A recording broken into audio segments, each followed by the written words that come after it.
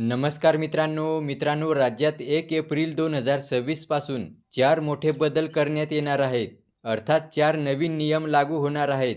यामध्ये 2 नियम आहेत रेशन कार्ड संदर्भात, तिसरा नियम आहे घरगुती लाईट बिल संदर्भात आणि चौथा नियम आहे पॅन कार्ड संदर्भात.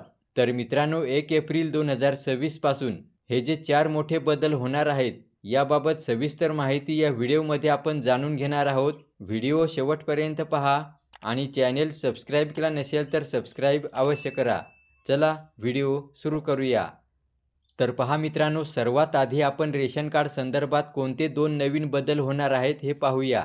बघा, पहिला बदल आहे 1 एप्रिल पासून राज्यातील जवळपास 70 लाख रेशन कार्ड धारकांना बसणार दणका. कारण ज्या रेशन कार्ड धारकांकडे 4 चाकी वाहन आहे, ज्यांच्या घरात AC आहे किंवा इन्कम टॅक्स भरणारे असतील, तर यांचे रेशन कार्ड आता रद्द करण्यात येणार आहे.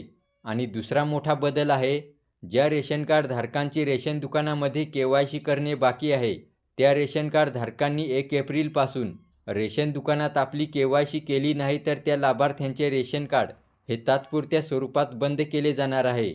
म्हणजेच जोपर्यंत KYC करत नाही तोपर्यंत त्यांना रेशन दुकानात धान्य मिळणार नाही किंवा इतर कोणतेही रेशन कार्डवर मिळणारे लाभ मिळणार नाहीत. त्याच्यानंतर मित्रांनो, तिसरा मोठा बदल आहे घरगुती वीज बिलात सवलत मिळण्यासंदर्भात. मित्रांनो, 1 एप्रिलपासून घरगुती वीज बिलाचे दर कमी होणार आहेत. बघा, राज्य शासनाच्या माध्यमातून जाहीर करण्यात आलं आहे सर्वसामान्यांना मोठा दिलासा. दिनांक 1 एप्रिलपासून वीज बिल दरात कपात होणार. तसेच दरवर्षी वीज बिल दर हे कमी होत जाणार आणि 2030 पर्यंत वीज बिलात एकूण 26% कपात होणार आहे.